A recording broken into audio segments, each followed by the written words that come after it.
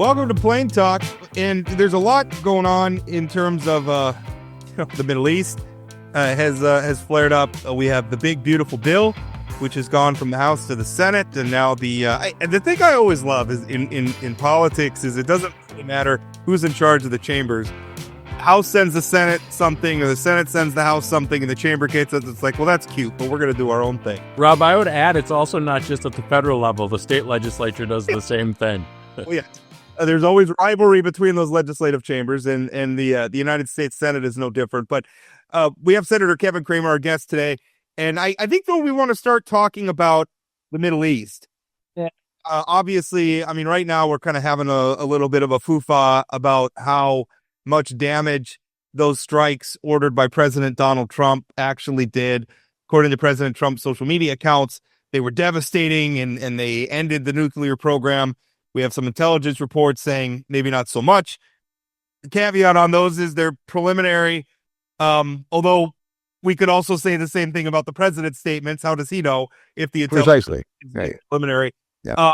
So I guess at this point we don't know. But Senator Cramer, as a Republican and a senator and a member of Congress, and you're watching all this unfold, how are you feeling about what happened in the Middle East over the last couple of weeks? Well, I feel good about what the United States role has been. I think we have to give a lot of credit to Israel for sure. What they pulled off in taking air dominance from Iran in such a short time, and the devastation they were able to create as a result of that is kind of a modern marvel on the one hand. On the other hand, it's what it really is an intelligence and planning marvel, because they've been planning this for many, many years. When I go back to being a freshman House member in Benjamin Netanyahu's office, we talked about how easily the United States could take out Iran's nuclear capabilities, but the day may come, if the United States won't, that we'll have to do it ourselves. Him talking about Israel now. And that was in 2017. And from what I understand, they've been planning it for at least 10 years prior to that, just in case it became necessary, or at least 5 years prior to that, just in case it became necessary, because as Iran was gaining this capability, Israel was feeling less and less secure. So now Israel, with all of its time and its planning and its brain power, uses largely American weapons, particularly offensive weapons like the F-35, F-16s, F-15s, which are their airplanes of choice. So they really paved the way and made it rather easy for us to sneak up on Iran with our great big bombers coming from two directions, as you know by now. That's pretty common. As a result of that, the air being clear, if you will, of any air defenses and so much else going on, it was fairly easy for our bombers to get in place, drop those big bombs on Fordow, and then the other missiles coming from submarines.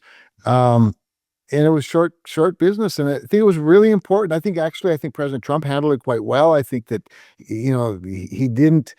He gave enough of a signal for innocent people, to get out of Tehran in particular.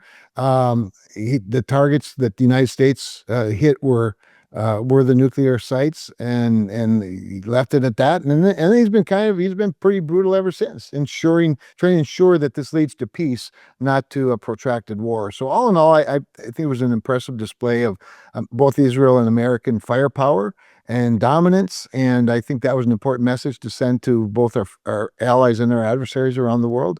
And I think he did it in a rather masterful way. Senator, anytime a president does a proactive sort of strike like this, there's members of Congress who, complain about the roles of Congress versus the role of the executive and war powers and that kind of thing. Yeah. I do worry if we depend too much on Congress in these situations and how slow Congress works, that we will put ourselves in harm's way. What's your take on the role the presidency in the ability to do these sort of strikes while not necessarily declaring war? It's always a conversation when these things that, when Obama does it, there's Republicans who are mad. When Trump does it, Democrats are mad.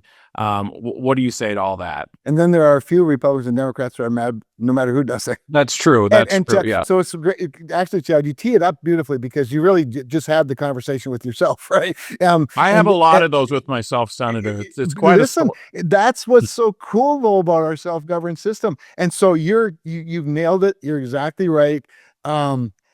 But what amuses me too, though, is we started out this conversation. I think Rob saying you said something about first one house passed the bill and then the Senate and then and Chad says in the same state legislature. That's the beauty of our system. That hard things are hard. They're not supposed to be easy, and they're certainly not supposed to be fast.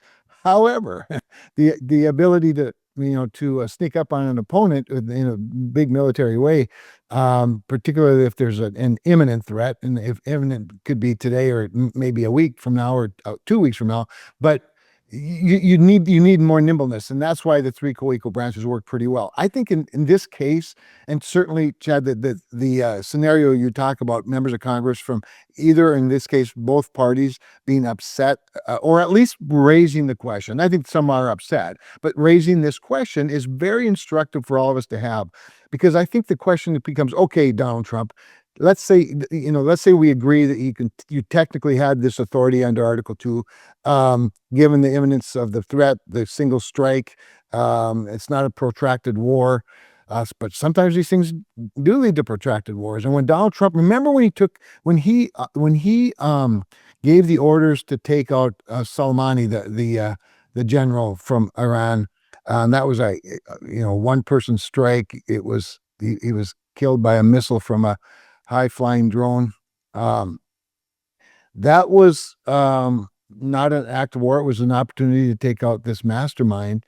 And but he, at that point, he used AUMF, an authorization to use military force, based on the war on terror authorization to use military force, one that Congress did in fact offer. In this case, in the recent Iranian bombing, he did not. He simply leaned on Article 2 authorities of the president to strike in when the safety of Americans is at risk, imminent risk.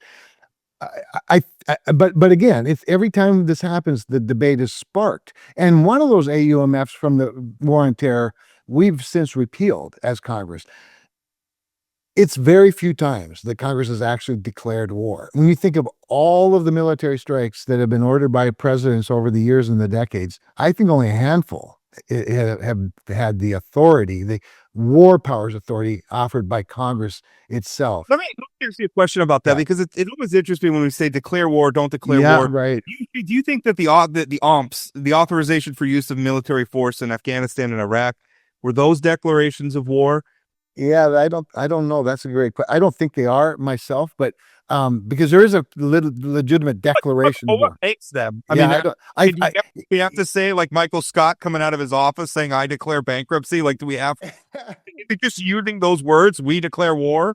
So there's some of that debate going around, and I forget which senator told me the other day when that very question was asked. He said, "It's whatever we say it is. Whatever Congress says. When Congress says we're declaring war, they're the ones that determine whether it's a war or not."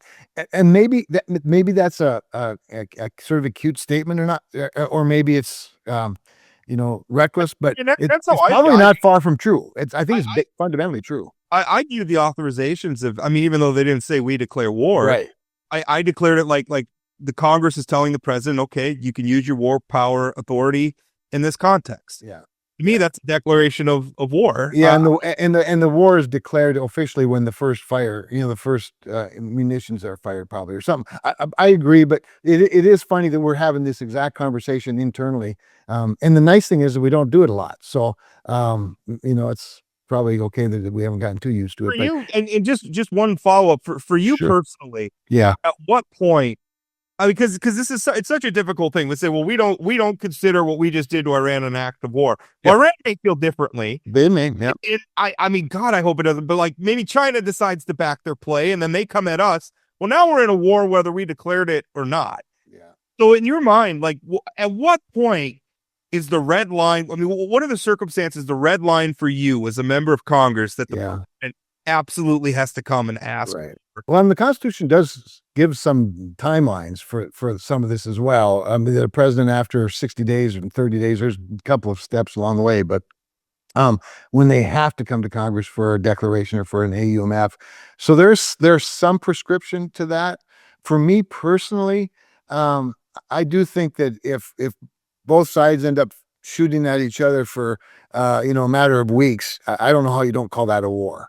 And then the question becomes, well, what if they're just, what if it's just guerrilla warfare? Does that count? What if it's asymmetric, or what if it's, drones only, or whatever the case might be? But I just think if you're doing physical, using kinetic warfare for a matter of weeks, you are basically fighting a war. At that point, aren't we already in it? I mean, Yeah, what's you're fighting a war, whatever you call it, in my view. So then what authorities kick in, and that's where it gets fuzzy. And in this particular case, it's interesting too, Rob, because the president signaled pretty clearly what he may do. Now he covers his backside pretty good. I might or I might not, and then that's part of him just making sure that the enemy doesn't know for sure. But he did signal that this was a strong possibility, and I think to some degree that transparency buys him some time.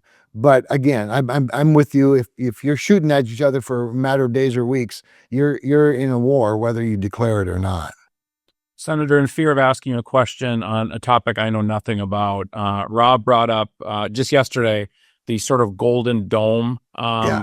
Sort of the protecting our country. I mean, the reality is the world is getting a lot smaller. I will Mhm. tell you, when I heard about the bombs dropping in Iran, I got a little nervous when I started hearing Yeah. about nuclear powers going Yeah. after it. Can you talk about, I think it's your bill or your Mhm. proposal or concept of creating sort of a missile defense system around the United States, Yeah, no, and why thanks that's for that. important? Yeah.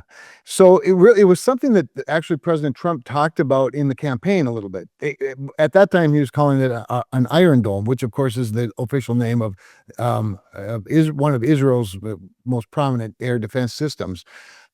Of course, realizing Israel is what is it, like 0.04% of the land mass of the United States. So I don't know exactly what it is, but it's very little, obviously. So when you think about a dome, a literal defense system that's strictly designed to take out incoming, intercept missiles before they get here, you're talking about a much, much larger plot of land. Now, interestingly, Chad, and I would encourage you guys, if you ever wanted to do this as a project even, I'd encourage you to go up to Cavalier and see the Space Force station up there. Cavalier, North Dakota has the largest large radar, space radar that we have, and it's old. It's a relic of the 1970s, but it's still very effective. And it was designed and built specifically for missile defense, early missile warning. But it also sees deep into space. It tracks a lot of satellites. It tracks a lot of space rocks, if you will, asteroids and whatnot. It also has a skiff in it. Most of the stuff now I'm going to talk about are stuff that have happened since we stood up a Space Force. It has a skiff in it for intelligence. It has 2 intelligence officers. The people looking at the screens, the Guardians, now know what they're looking at, as opposed to just a number. They now know whether it's an enemy, an enemy spy satellite, or an offensive weapon satellite, or an asteroid, or whatever it might be. So we have a pretty big stake in this. But what's interesting to me about Cavalier is not just that one radar station, which we're now modernizing significantly and digitizing, is the one that only got used for about a week or two over in Tacoma, the pyramid over there, which was the control center for interceptors. We had 2 types of interceptors that were housed right there next to that pyramid, and then a few other places, Spartans, they were called, and one other one, I forget what it was called. But anyway, so North Dakota has a long history, given the Soviet Union's history and the Cold War history, of protecting at least the northern tier. And our ICBMs, are offensive nuclear weapons, similarly are a deterrent, but they're offensive weapons. They're not interceptors. Now, when you talk about the Golden Dome, we're talking about space interceptors as well as ground interceptors and air interceptors, because the weapon systems that our adversaries have now are so sophisticated. And we think about hypersonic missiles, and intercontinental ballistic missiles. Ballistic missiles, are fueled by rocket. Cruise missiles fueled more by jet power. They're more, they're lower and direct as opposed to arching. So you have to be able to, and by the way, when you think about what Israel and the United States and Jordan and others were able to do in knocking off about 500 missiles on that April day when Iran fired on Israel, it obviously takes a lot to protect against incoming, when our enemies have so many more than we have. They're just building. China in particular is putting in lots of ballistic missiles in the ground. And so Dome sort of over the United States, a figurative. It would figuratively, yeah. knock down. Would it also, because we just watched what Ukraine did to Yep. Russia, would Yeah. it also be effective? Because what they did is they essentially smuggled drones into Russia Yeah. and I guess launched them remotely and had them take out. So would this protect us from that sort of attack internally as well? So it's a really important question, Rob, because getting back to asymmetric warfare, not only did Ukraine do it very effectively against Russia, but Israel did it very effectively against Iran. The first thing they did was snuck up on them with a bunch of, small drones and took out their air defense system, which is what gave them air dominance so quickly. And I think in Israel's case, they actually constructed them in Iran. Now, Iran's an easy place to find dissidents. It's an easy place to find people that are not in concert with the leadership of the country, and so you have a lot of built-in spies and assets. But can we guard against that? We're not as good at it as they are, Rob, but we're getting really good at it really fast. And yes, it will be part of Golden Dome, which is why you'll often hear us talk about layers. So you have a space layer, you have an airborne layer, you'll have a ground layer, you'll have a low Earth, layer. You'll even have a water layer because, a lot of weapons, missiles, as we proved with I think it was something like 30 that we used in the attack on Iran, came from submarines. And so it's going to take layers and layers of it. It's going to take all kinds of technologies. The most important part of the whole thing is interoperability. The person, General Mike Gutlein, who's been named by the president to be the head of Golden Dome, he'll be what's called a DRPM, a direct report, basically the throat to choke. He's the vice chief of space operations now. He's now making the rounds. In fact, he's been working out of my office to get confirmed as in this new role.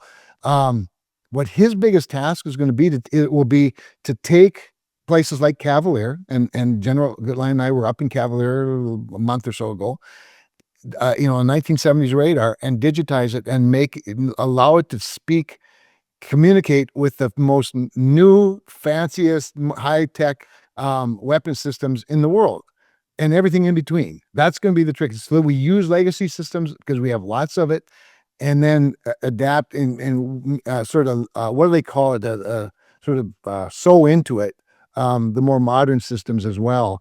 And but it's got to be layers and layers and layers of it. It becomes a family of systems, really. But that means that one of the things we're going to do with Golden Dome that's unlike most things we've done to this point, but it's going to be more common going forward, is an open architecture. So these drones, as you know, in most cases they're probably bought at Walmart. I mean, these are pretty much off the shelf small drones become really, really important weapons, and you have to have a defense against that. And we don't have a very good defense against that in our country, but that's largely over policy, not so much over our capacity. And it has to do with airspace and air travel and commercial travel and all of those things that it's much more complicated in our open system. And aren't we glad we have an open system? But open architecture is going to be a buzzword you'll hear a lot in conjunction with Senator. Shifting to domestic policy, obviously we've got the I called the big bill. I'll let you guys add that other word that people are using. I want to talk specifically about Medicaid to start. Tom Tillis was at the GOP conference, I think earlier this week or late last, where he talked about how the Medicaid changes in this bill. Rob and I have talked about cuts versus slowing down. I'm going to just say Medicaid changes for lack of better terminology. That's fair. Yeah. Would potentially cost North Carolina $38.9 billion in federal funding and that more than 600,000 North Carolinians could lose Medicaid coverage. So my question for you is, that sounds like cuts to me, but more importantly, and sort of at home, have you done similar analysis for North Dakota? Obviously, rural hospitals are really concerned about this and what this would mean for North Dakota specifically. Yeah. So Tom has been at. Let me back up. Particular to this bill, and really the new leadership under John Thune, we have many, many, many hours together as senators, many more than we ever had in terms of discussing these issues. Cabinet secretaries in on a daily basis. We have every lunch together, some dinners, several meetings between them. So there's been a lot of input, and Tom is one of the more active members of the Senate. He's a former Speaker of the House of North Carolina. He brings a lot of state perspective. And that's what you're hearing about from Tom. And both late last week and this week, Dr. Oz was in with us last week. He comes in. He's been here 3 times in the last 2 weeks on this topic to help us all better understand it. And yes, we've done analysis like that. We have 37, officially 37 critical access hospitals in North Dakota, which are largely rural. Not all of them are Carrington or Candu. Jamestown's and Dickinson also have critical access. So it's not quite exactly the same, but yeah, we've done some of that analysis. North Dakota is a little bit unique in this sense. One of the hangups for Tom and for North Carolina is what's called the provider tax. Right. North Dakota has not used a provider tax for hospitals or nursing homes. There's a little bit of use for other healthcare facilities, but not for the nursing homes and the hospitals. So we don't have quite the same impact as Tom does. And just so people understand what the provider tax is, what's that issue here?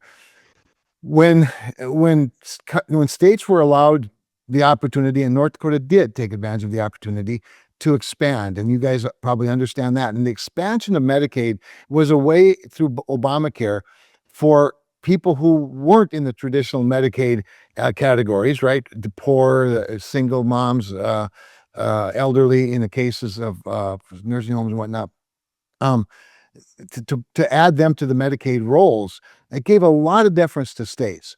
But one of the things states figured out when they were allowed to do it was that they could tax their provider. Now, some people take objection to that right away, Chad, because what that's saying is the state's not sharing in the burden. The state this is the state's part of money, whether it's property taxes, sales taxes, income tax, however states tax themselves, and that should be their share. That in some cases it's as low as 10%. Should come from that, not taxing the provider. But they did, and when I say they did, a lot of states that aren't us did. California is chief among them, North Carolina and others. They also came up with this scheme. Then they figured out we can launder some money if we tax our providers and get them to drive up their costs. That means the federal share is greater, because if the federal share is 70%, it's if we raise the price at the hospital, 70% of a higher number is better, and we tax the hospital, and then we can fill it back in, and we can actually skim some off the top, and it's a money laundering scheme. And there's a pretty big piece on it about it in the Wall Street Journal. That's what so many Republicans are finding offensive. In all of that, Chad, and I think to your point, there are the rural hospitals, which aren't the problem. In North Carolina, the rural hospitals didn't create this scheme. Oh, granted, there's this provider tax in North Carolina. So it's really that combination of things that Tom's concerned about. I do think that $38 billion analysis is proving to be quite a bit higher than it really is. So we're working through that sort of minute by minute right now. But as a fallback to it, as a sort of a backstop to it, there's an offering that Rick Scott came up with, and Senator Rick Scott's very, very conservative, but he was in the hospital business. He ran the largest hospitals in the world. He owned the largest hospital healthcare entity in the country. And so he looks at the bottom line. I don't know that he relates to a hospital in Candu, necessarily, but so he's come up with a rural hospital fund, because and by the way, Dr. Oz talked about this as well. He said what we need is some sort of a fund just to fund rural hospitals, rather than use this Medicaid scheme as the only way that they can survive, because access in in remote places is also important. It's inadequate, I guess, this is the way I'd put it at this point. I think they have it at like $15 billion, and there's like 400 and some rural hospitals in the country. So it has to get higher than that, because it's got to be through a 10-year window. That will help soften the blow for rural hospitals. I'm convinced when we will get it done, that will sort of settle that. And then the other piece of it isn't going to be that offensive to North Dakota. In fact, you might recall when we did repeal and replace in 2017, I was in the House, the bill that we passed used block grants for states at 100% of whatever they received the year before, plus a healthcare index. So, a price index for healthcare. And states were delighted to be able to get that kind of, and then get out of their hair, right? Get that kind of freedom. I talked to Governor Armstrong, and boy, he would take that and even less if we could just give them the freedom to do it the way the way the state knows they should and can do it, rather than one size fits all. So there's a solution in the making, I believe. But every state's different. I think California's tax, I think, is 6%. I think North Carolina's is 3.5%, and that's sort of the range in the provider taxes that are somewhat at the helm of this. Speaking like our last couple minutes with you, speaking of Governor Armstrong, he was censured recently I heard that. by your state party. Yeah. Any thoughts on that playing out? I mean, I obviously my 2 cents is out in the public record. But as a You former, usually hold back, Rob. I'm surprised. yeah, no, I don't hold anything back. I was wondering, I'm always intrigued by your insights into this as a former Yeah. party chair, former executive. Yeah. Well, I think, I guess to sum it up in a sentence or two, I would just say, if the state Republican Party wants to make itself less relevant, just censure your duly elected governor. I mean, it's absurd, and too many people, I think, have confused the role of a state party with the role of governing. The role of state parties are to elect Republicans, not to govern the state. So I just it just weakens the party, quite honestly, to do something like that. It's more of a stunt. And then it is effective, certainly, in driving policy. I doubt that Kelly lost much sleep over it. Well, he didn't. In fact, I think I was the first to talk to him about it, and his response was, "I don't care," uh, which it is typically. Sounds like him. Yeah. Hey, just a quick follow up on that. Do you have a relationship with the chairman? Do you know him at all? I do not. Okay. I do not. All right. Well, Kevin, thank you so much. Appreciate it. We're going to be tracking this big, beautiful bill, and I am. I will tell you just one last thing about Donald. As much disdain as I have, I will say that I am kind of happy that he's repudiating the sort of isolationist wing, maybe not entirely, and maybe, I mean, he's so mercurial, so who knows if it'll last. Yeah. For the moment, I mean, it was a positively Reagan-esque move. It was. Yeah. I mean, a surgical strike. Some of his more florid rhetoric around it, I could have done without. Right. But I understand. Policy. I mean, I think this was defensible. I think it was the right move. I hope that this indicates maybe some him waking up a little bit to some of the dangers of the world, and maybe not listening so much to the Tucker Carlsons of the world. Well, it's interesting because, I've often said, and people have quoted me saying, Donald Trump likes people who like him. The problem is when the body of people who like you range, so greatly, you at some point are going to disappoint somebody. And I'm like you. I was very proud of this decision, and you don't even have to love the decision to recognize what you've just articulated. That this is a bit of it's a bit of a repudiation to the Tucker Carlson isolationist crowd. But so there's a pretty big piece in the Hill. I think it was yesterday or the day before that quotes me pretty extensively on this point. And then I told the Wall Street Journal, what the interesting thing about the quote base, they often refer to it as the base. Ronald Reagan still owns the Republican base, but Donald Trump has a very, very strong Trump base as well that's additive to the Reagan Republican base. And but within that populist strain is an isolationist strain. And I've always said, I've never seen Donald Trump as an isolationist. He's a populist. And the isolationists didn't win the day for sure. And the fact that Donald Trump was willing to do that, I think what he did is he won over the isolationists into the Trump populism wing by doing what he said he'd do. He if anything, he probably made peace more than he made war with the strike. Now we'll see how it all turns out. I hope that's right. I I hope hope I'm so bringing too. that up. I hope so too. And that's certainly his intent. And he's been crystal clear that both Israel and Iran better behave themselves and get to the peace table. So Yeah, he used some pretty colorful language to describe what he thinks of well, those two countries. you know what I always say about him, Chad, is one of the more endearing qualities of Donald Trump is his transparency, and every now and then it's really transparent. You know, that. By the way, that's a characteristic that he shares with Joe Biden, and I think has been sometimes underappreciated. Yeah. Quite honestly. Senator, thank you so much for your time. Yeah, always a pleasure. Thanks, guys.